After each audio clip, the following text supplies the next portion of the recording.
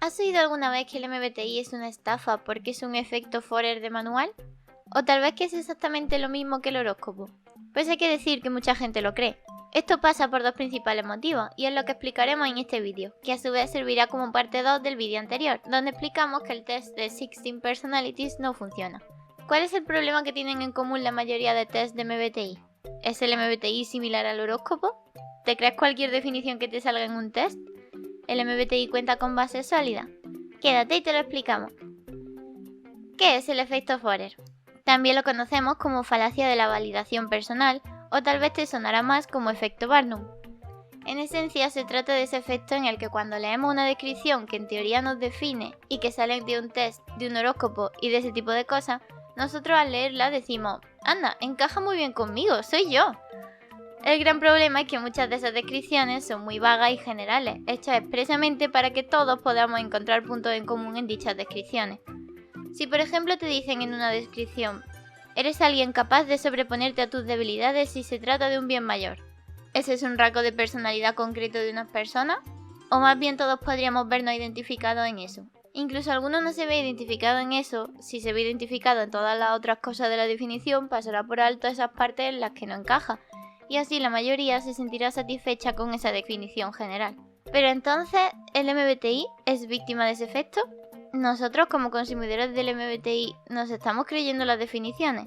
Pues nuestra respuesta a esto es la siguiente.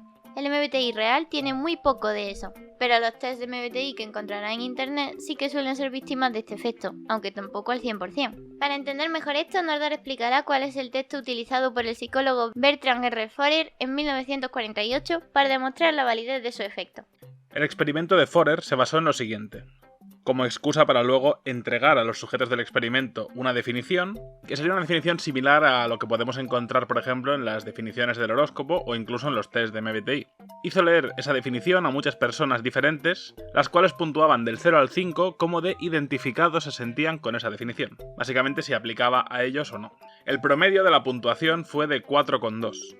Así que, por lo general, todos se sintieron muy identificados con aquella definición. Pero es que, claro, eran personas diferentes leyendo todos exactamente el mismo texto. Ahora la pregunta sería, ¿por qué pasó esto? ¿Nos creemos cualquier cosa que nos digan sobre nosotros mismos? Para saberlo, analizaremos exactamente el texto que utilizó Forer. Lo dejaré aquí en pantalla por si quieres pausar y leerlo primero, pero ahora desmenuzaremos frase por frase. Bien, este texto nace de mezclar varias definiciones del horóscopo en una sola, pero es parecido al MBTI, vamos a verlo. Tienes la necesidad de que otras personas te aprecien y admiren, y sin embargo eres crítico contigo mismo. Claro, creo que todos somos críticos con nosotros mismos y que al mismo tiempo, en mayor o menor medida, apreciamos la valoración de los demás. Esto no tiene nada que ver con el MBTI y además nos cuadra más o menos a todos. Aunque tienes algunas debilidades en tu personalidad, generalmente eres capaz de compensarlas. Tienes una considerable capacidad sin usar que no has aprovechado. Esto tampoco tiene absolutamente nada que ver con lo que valora el MBTI, y de hecho solo lo veo una regalada de oídos. Todos queremos compensar debilidades y todos queremos escuchar que tenemos potencial por aprovechar. Tiendes a ser disciplinado y controlado por el exterior, pero preocupado e inseguro por dentro. A veces tienes serias dudas sobre si has obrado bien o tomado las decisiones correctas. Similar a lo anterior, aquí puede que alguno falle y diga, pues yo por el exterior tampoco muestro control, pero a poco que encaje luego con lo de inseguro por dentro, ya se olvida de lo demás. Incluso puede justificarse a sí mismo, diciéndose cosas como tal vez los demás me perciben así. Y lo de tener dudas sobre si hemos hecho lo correcto, creo que eso nos debería pasar a todos. Vale, hasta ahora hemos visto una definición que regala los oídos diciendo cosas que todos somos, o que queremos ser, o que son muy obvias, básicamente. Pero lo mejor viene ahora, porque da la casualidad que las 4 últimas frases son bastante buenas para contestar si el MBTI sería víctima o no de este texto. Prefieres una cierta cantidad de cambios y variedad y te sientes defraudado cuando te ves rodeado de restricciones y limitaciones. En términos de MBTI podríamos decir que quieres ser un poco P, pero con moderación, para que no seas ni muy P ni muy J. Luego lo de las restricciones es otra de esas cosas que tenemos todos. También estás orgulloso de ser un pensador independiente y de no aceptar las afirmaciones de los otros sin pruebas suficientes, pero encuentras poco sabio el ser muy franco en revelarte a los otros. Dejando de lado otra regalada de oídos sobre que tienes tu propia opinión y no eres manipulable como todos queremos oír, te está diciendo que tienes la fuerza para ser un T, pero suficientemente F como para no liarla demasiado. A veces eres extrovertido, afable y sociable, mientras que otras veces eres introvertido, precavido y reservado. Este no hace falta ni que lo explique, la I y la E, apelando a que cada uno en diferentes situaciones puede ir a un lado o a otro. Algunas de tus aspiraciones tienden a ser bastante irrealistas. Y aquí si lo traducimos a MBTI sería, seguramente seas S, pero alguna vez tienes tendencias N. Y con esto termina el texto. ¿Cuál es la conclusión que podemos sacar de todo esto? Pues que el texto utiliza 3 herramientas. La primera, decir cosas que todos tenemos. La segunda, decir cosas que regalan los oídos y que si no las tenemos, queremos decirnos a nosotros mismos que las tenemos. La tercera, y esto supongo que se hizo sin pretenderlo, usar las letras del MBTI de forma equilibrada, sin decantarse por una o por otra. Es como si dijeran, eres a veces E y a veces I, a veces F y a veces T, un poco S pero con un toque de N, y aunque tiendes a la J, tienes grandes toques de P. Y claro, así cualquiera, ninguno está demasiado lejos de esa definición intermedia. Afortunadamente, la enorme mayoría de los trucos de este texto quedan completamente anulados por la decantación clara del MBTI en cada personalidad por una tendencia u otra. Así que por ahí ya tenemos un gran punto de distinción contra las definiciones del tipo Barnum. Pero sigamos profundizando en ello. Si lo tengo que comparar con el horóscopo, y me refiero a la versión más amarillista del horóscopo, de páginas random de internet o de algunas revistas, y aquí no entro a valorar a las personas que entienden de astrología y demás porque todavía no soy conocedor de este tema. Podríamos decir que ese tipo de horóscopo, al no basarse tanto en rasgos de la personalidad, al no ir por el camino psicológico, por así decirlo, funciones cognitivas y demás, sí está condenado a hacer descripciones generales y lo mismo te encaja un Libra que un Capricornio, y tú puedes convencerte de la que tú quieras. Entonces, ¿por qué uno nota que le cuadra más la suya? Hombre, pueden ser varios motivos, como digo, sin entrar en temas de astrología, porque si fuera eso, entonces pues igualmente no tiene nada que ver con la psicología, así que sigue estando fuera de todo esto. Pero si queremos ir a lo técnico y a lo frío, si nos vamos por el camino psicológico, yo diría que es porque desde pequeños, cuando descubrimos qué signo somos, en una edad en la que somos más manipulables, vemos que así es como nos definen y puede que inconscientemente se moldeen algunos pequeños rasgos de nuestra personalidad mientras esta todavía se está formando. El Leo o el Aries, al que le dicen que está destinado a ser líder, el Libra, que está en equilibrio, la dualidad Géminis, la parte emocional de los Cáncer, la responsabilidad firme de los Tauro, rasgos que podemos haber moldeado sin darnos cuenta.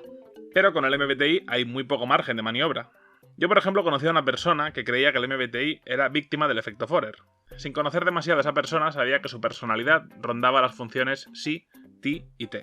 Por lo tanto, era muy posible que esa persona fuera INTP, ISTJ, ESTJ, poco más que eso. Está claro que la letra T era fuerte en él, y de las 16 personalidades, solo 3, como mucho 4 o 5, le podrían dar rasgos que le encajarían. Cuanto más hubiese conocido a esa persona, más me decantaría por muy pocas posibilidades. Le sugería a esa persona que se leyese una por una personalidades como ENFP, ENFJ, ESFP, ESFJ, ISFP, ISFJ y así hasta más de 10. Al hacer eso sabría que no solo no le cuadra ninguna y que por lo tanto no es víctima del efecto Forer en más de 10 de las 16 personalidades, sino que encima hubiese podido demostrar que con las funciones cognitivas, yo mismo sin conocerlo demasiado, pude aislar qué personalidades no le encajaban, dando todavía más fiabilidad al método. Y bueno, aunque al final nunca sintió interés en hacer esas lecturas, invito a todo aquel que sospeche de esto a hacer la prueba. Que él mismo o que algún conocido aísle sus posibles personalidades, si se hace bien puede quedar la cosa en 3 o 4 como mínimo, y que se ponga a leer las definiciones de todas las demás, y verá cómo no todo vale. Creo que a todas las personas que conozco, como mínimo tendrían a 10 de las 16 personalidades con las que dirá, no me cuadra nada. Como mucho alguna vez muy suelta en ciertas etapas o ciertos lugares. En cambio, solo hay 2, 3, 4, como mucho personalidades que sí pueden hacerte dudar, y si se hace bien, solo te verás reflejada en 1 o 2. Ahora Cassis seguirá con la explicación para diferenciar a los test del MBTI real. Antes hemos dicho que al MBTI no le afecta, pero que a los test sí les afecta un poco. Nordar ha estado hablándonos de las definiciones que puedes encontrar en internet. Por ser definiciones generales, y en algunas webs basadas solo en las letras, al final siempre habrá un incontrolable factor humano en que unas personas se autoengañarán más que otras. Nordar ha explicado por qué incluso así está muy lejos de los horóscopos de internet y del texto de Barnum, pero no deja de estar limpio porque siempre dirán cosas que regalan un poco los oídos y suenan bien. Lo bueno que tiene es que durante los tests hemos contestado cosas basadas en funciones o en letras y por lo tanto la respuesta final no será mala del todo. Pero si queremos terminar de demostrar que el MBTI real no es víctima del Forer, entonces tenemos que hablar otra vez de lo más importante del MBTI, las funciones cognitivas. Como dijimos en el vídeo anterior, el cual recomendamos muchísimo, el test 16 Personality tiene entre otros muchos errores importantes que no usa las funciones cognitivas. Ese test es de los más víctimas del efecto Forer en todo internet. En parte culpa de las letras, en parte culpa de usar descripciones generales. Pero siempre que se pueda vamos a considerar las descripciones generales como un complemento, como una ayuda para entender en general en qué consiste una personalidad. Lo más importante es saber qué funciones está usando y con qué mapa. Cuando nosotros expliquemos qué define a cada personalidad, cosa que haremos a partir del próximo vídeo, por cierto, suscríbete para no perdértelo, lo que haremos será explicar el mapa de funciones de cada una, cómo las usan y demás, y como añadido extra ya haremos alguna definición de apoyo o algunos clichés de la personalidad resultantes de ese mapa de funciones. Si esto se hace bien, aquí no hay Forer que valga. Pero ¿tiene unas bases sólidas el MBTI? Al final lo que más se ignora son las funciones cognitivas y estas son las que toman base en las teorías de Carl Jung y en cómo fueron perfeccionadas por Myers y Briggs, aunque de eso hablaremos bastante más a fondo en un futuro. Lo importante es saber que el MBTI sí cuenta con esas bases y vamos a insistir mucho en que los test y las definiciones generales no las reflejan.